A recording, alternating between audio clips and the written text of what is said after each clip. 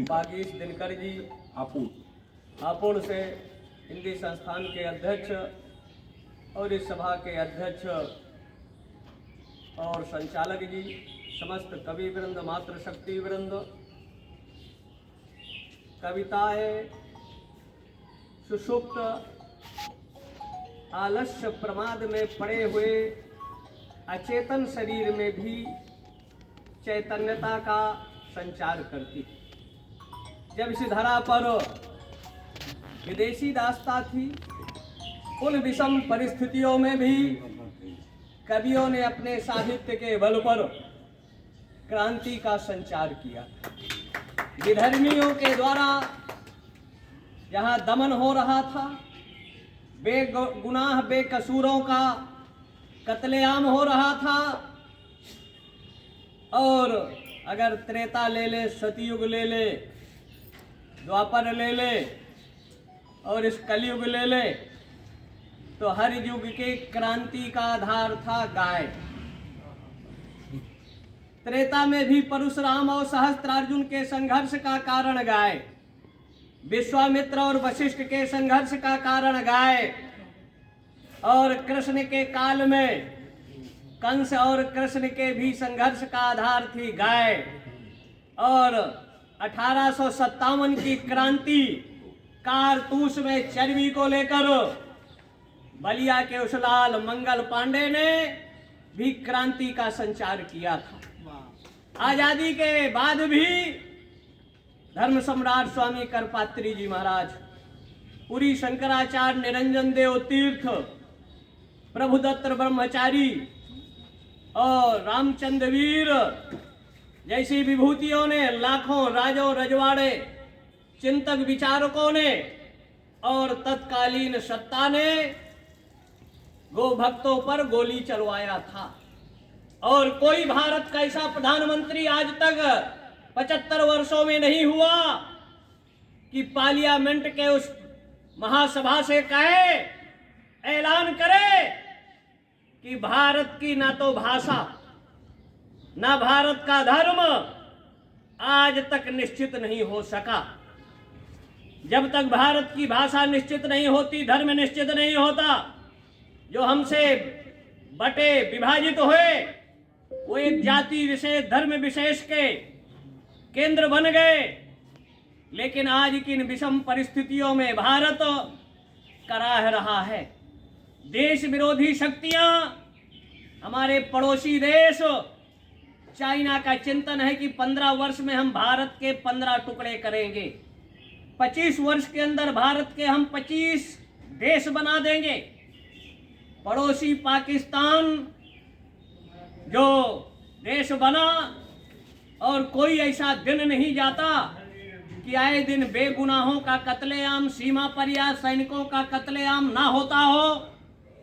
और एक तरफ इस्लाम जिहाद का नारा लेकर टारगेट देता है कि 2043 तक लव जिहाद के माध्यम से आज कम से कम 5 लाख लड़कियों को किडनैप कर उनके अंगों के टुकड़े कर तस्करी के रूप में विदेशों में बेचता है, यहाँ काट कर फेंक देता है।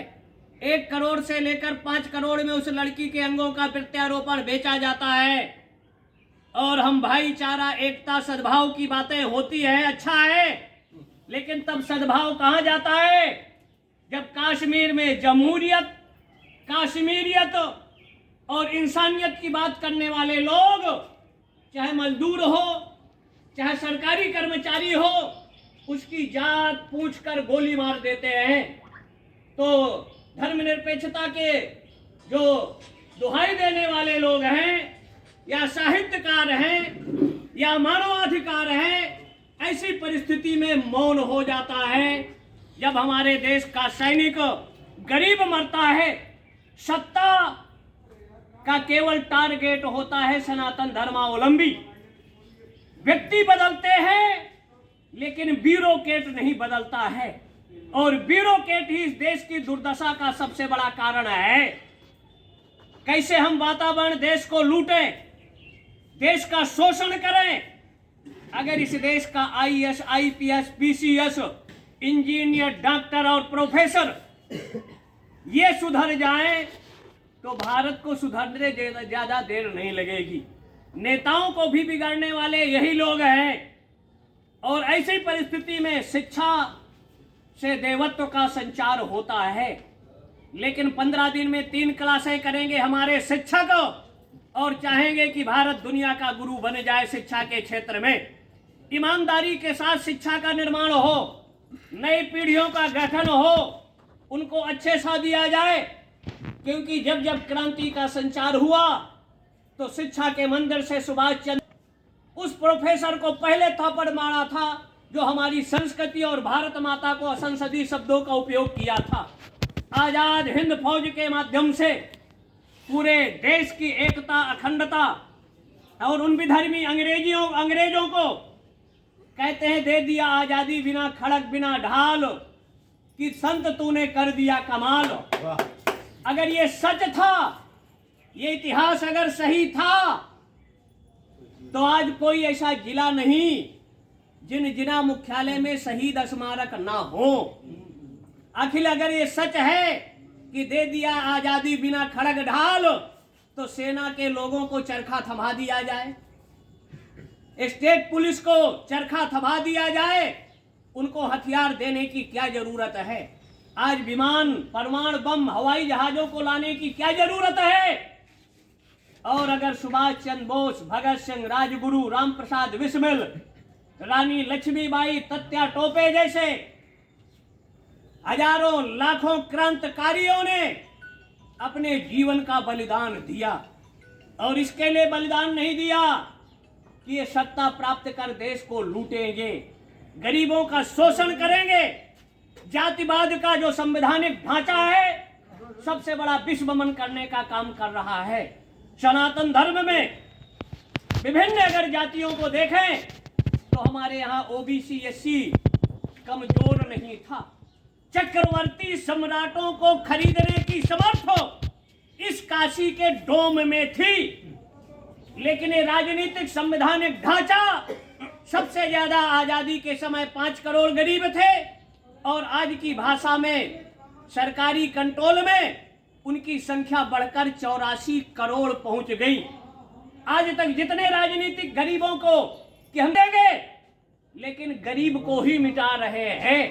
ये झूठे वादे, झूठे कि हम गरीबों को मकान देंगे, शौचालय देंगे, बत्ती देंगे, और अभी 15 दिन भी नहीं हुआ, एक गरीब कानपुर में एक माँ बेटी का केवल इतना कसूर था, ये अधिकारी भ्रष्ट बेईमान, और मंत्री कहता है कि हम तुम्हारे साथ हैं, हम तुमको मुआवजा देंगे, तो मंत्री की भी बेटी या उस अधिकारी की माँ और बेटी को जला दो, तब ना हुआ कोई बात समानता की। एक गरीब का मकान झोपड़ी में रहने नहीं देते, उनको जला देते हो, और समरसता, सबका साथ, सबके विकास की घोषणा, ये झूठा छलावा कब तक आखिर करते रहोगे? हाँ, जाति का आधार देखकर गरीबी नहीं आती है। जहाँ गरीब ब्राह्मणों में भी है, राजपूतों में भी है, वैश्यों में भी है, दलितों में भी है, और उसमें भी अमीर, कोई ऐसा जात नहीं जिसमें अमीर ना हो। उसका आधार जाति नहीं होना चाहिए, उसका आधार आर्थिक होना चाहिए। आर्थिक दृष्टि से उनको अधिकार मिलना चाहिए, सुविधाएं मिलना चाहिए। लेकिन जिन्होंने घूस दिया उनको मकान मिल गया, जिन्होंने घूस दिया शौचालय मिल गया, रंग रोगन हो गया जिनका पहले से बने हैं। और अगर ईमानदारी के साथ सर्वे करवा लिया जाए तो उसमें 80% जो गरीब थे उनको नहीं मिला, जिनके मकान थे उन्हीं को सुविधाएं मिली हैं। तो इसका मूल्यांकन सही ढंग से होना चाहिए, भारत की तस्वीर बदलना चाहिए, गरीबों की दिशा दशा गति बदलना चाहिए, और ये तभी बदलेगी कि धर्मांतरण पर इस देश पर पूर्ण रोक लगे। आज इस देश के गरीब, असहाय, वनवासी, गृहवासी का जो चित्रण अभी आपने किया अपनी कविताओं के माध्यम से, उनका चिकित्सा देते हैं, शिक्षा देते हैं, और उसके बाद धर्म देकर इस देश के विरुद्ध इस देश के लोगों को खड़ा करना देशद्रोह की श्रेणी में आता है। जो राष्ट्रांतरण एक तरह से धर्मांतरण, राष्ट्रांतरण की स्थिति में है, देशद्रोह की श्रेणी में होता है। और अगर भारत को भारत रखना है, क्योंकि भारत का विभाजन, वो गांधी ने कहा था कि मेरी लाश पर भारत का विभाजन होगा, लेकिन एक नहीं दो दो प्रदेश बनवा दिए देश और भारत को खिचड़ी कर दिया। वो मुस्लिम देश बन गए जहां 27 से 35% सनातनी आबादी थी। आज बांग्लादेश में 3 से 5% और पाकिस्तान में 2.5 से 3% सनातनियों की संख्या बची है। और भारत में जो 3 करोड़ थे, आज वो 35 करोड़ बढ़ गए हैं। और उनका टारगेट एक हिंदू लड़कियां ही होती, चाहे वो दलित की लड़की हो या और विभिन्न जातियों की। और प्रेम प्रपंच का नाटक करो, कम से कम अपने बेटी और बेटे को 15 मिनट नैतिक शिक्षा अवश्य